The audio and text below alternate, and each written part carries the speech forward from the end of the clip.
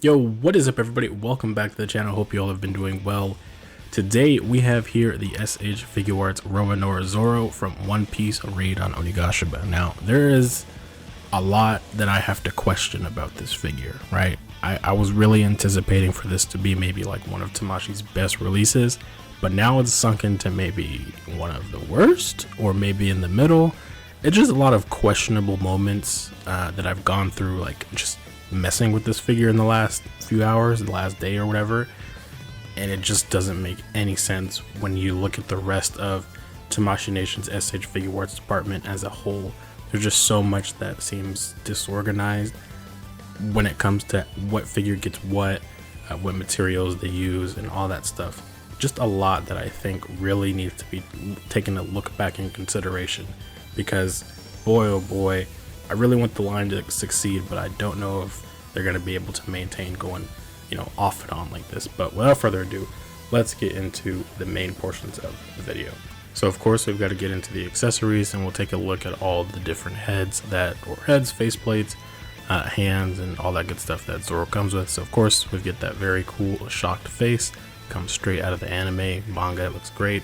Then we have our yelling expression. Can't say anything too good, too bad. They look pretty good. I love the vibrancy in Zoro's hair, of course.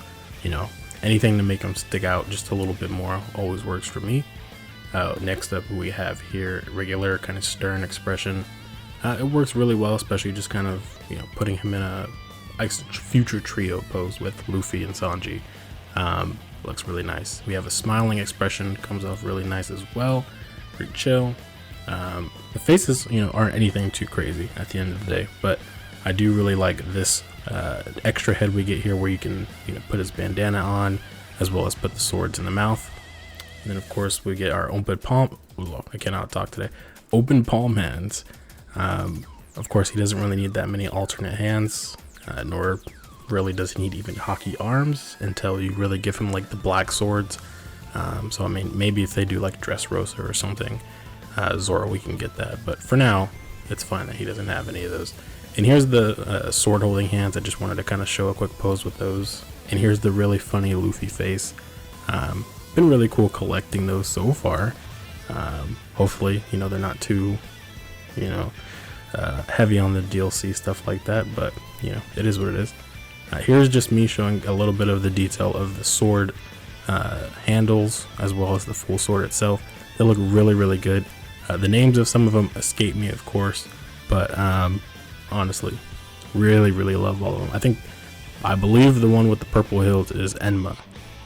You correct me if I'm wrong on that. I be forgetting a lot of things. There's so much things to remember when it comes to One Piece. But yeah, the swords look really nice and detailed, and I mean, I love that for something so small. You get those really nice details across the blade, and they really do stand out with the colors. So if you do have like lights and stuff that you want to use when you're taking pictures, really accentuate those colors on the blade. Like that really nice kind of turquoise shine to it is really cool, especially just against natural light. But next, let's move into talking about the articulation. So first little thing here, I do want to go over changing out that bandana piece on the arm. So I guess it is part of articulation though at the end of the day. But yeah, basically you take the arm off. It's not that hard to pop off, but it's not easy to pop off. It doesn't just fall apart as people would be believing right now, but it doesn't do that. Just FYI. You basically take the arm apart. You match the piece. Bim bam boom, you're done. Just make sure it matches. You can kind of tell by the back piece there in the elbow.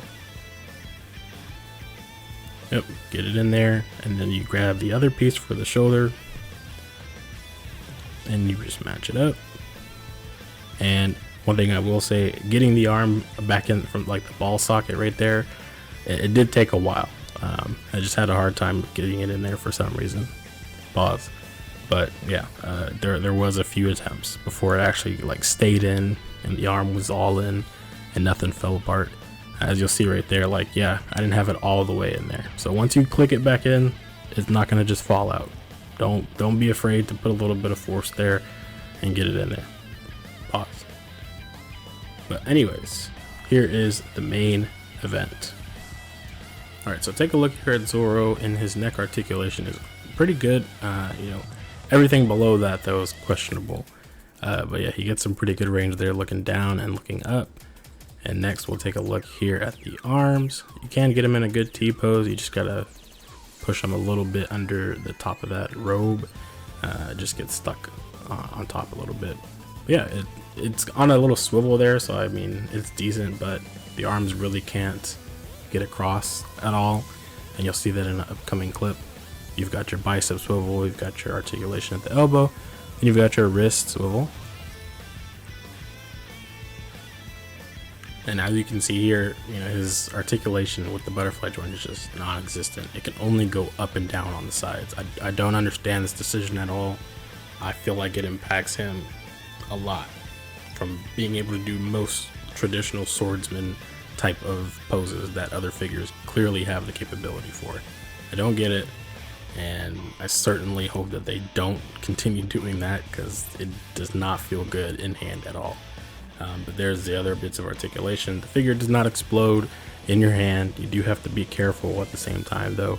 Do know if you push against the sash, yes, it is going to break apart, but the arm really shouldn't be popping out that easy for anybody. I feel like that's a little bit over exaggerated, because the two that I got, that you do have to actually like pull them out, and if you don't have them all the way inserted in, obviously they're going to fall out pretty easily. But very quickly, the next thing I wanted to kind of quickly showcase in this clip was the sash. It is a little annoying to deal with. Simply put, it just, you know, you have to connect little pieces of the swords. It's not fixed on there for whatever reason. You do have to connect them on there. It can take a while. You know, sometimes if you don't have it pushed all the way in, it's going to fall out. And it's really up to you, you know, how serious you need them on. Stay still or whatever. You know, everybody's different, but yeah, it does get annoying after a little bit messing with those. Kind of would have preferred they did something similar to Sasuke's, where it's a little peg you can put in to the skirt piece or whatever, but not my decision. Anyways, this clip next is showing the leg articulation without the sash on. I just kind of wanted to show you how much range you can really get out of that robe, and it does start to look a little weird when it rides up in the back like that, so it's really up to you, you know, to kind of shape and all that stuff with the plastic and get it in good poses. I did that a little bit on Instagram if you guys want to check that out. burst_zg lowercase. And then here's it with the sash. And as you can see, it just broke off. Yeah, so the further you pull it up, you know, the more it rides up to push the peg out. And as you can see, it's two separate pieces. I feel like there definitely could have been a better way to handle this. Don't know why they chose to do it that way, but also don't really know why they put that little crotch piece there like that. It just blocks a little bit more articulation, and when you're hiding legs completely under a robe like this, there's no reason why, you know, you should really be super scared about, you know, things looking a little choppy down there. I feel like you can really kind of, you know, take it all the way for good articulation at the end of the day. But you do get a single jointed knee there. Decent articulation though, a lot better than Luffy for sure. And you've got a swivel there at the low calf, middle calf, whatever it's called. And they have a really cool ankle swivel here. It really doesn't break the sculpt either. It looks really nice.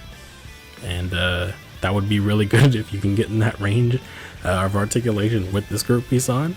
But nice to know that it, you know, can go that far. Here's a clip just showing, you know, the actual plastic itself. It's soft, but it's not, you know, super flexible compared to some other characters we've gotten SHFs of. So, you know, I'm bringing Sasuke into the video because, man, like this dude, I haven't seen plastic done like that since Geto from Jujutsu Kaisen. And I don't know why they haven't done it more. They definitely shouldn't, you know, be giving these long-robed or skirted characters hard plastic. It just, especially on characters like Swordsman of all people, like that just restricts their movement like that. It doesn't make sense, you know. And he can hardly get into these iconic poses, I feel like, without, you know, it looking a little off. You know, his arms can't really extend that well back behind him or in front of him. They can't even extend across each other normally like a regular SHF should, at least be close to. So it makes poses look a little awkward and not exactly like the anime, but it's just so weird. You don't really get the decisions here. But let me further explain here now that we've reached the conclusion of this video. Alright, so the final closing thoughts here. The first thing is, I don't think he's worth the price. I think he's just too many questionable things that are wrong with him that really drive that value down for me. I don't think he's worth that, was it $60 or $70 that he's at, depending where you buy him. And I don't know, it's the second in this reawaken line, and I feel like they should have had something to really like wow you at this point. And once we get to Sanji, it's like a hit or miss. It's either he's good or not, and if he's not, then that's, well, what's going on with the rest of the line? Are you guys gonna really like let it sink like this? And a lot of people want this. A lot of people are interested in this. We don't want that line to fail. We don't want Tamashii to get the idea that it's supposed to fail, or that nobody's interested. It's just, you have to like really take that feedback and apply it somewhere. And I don't know like how that information gets shared. And that's like my next point before we end this video.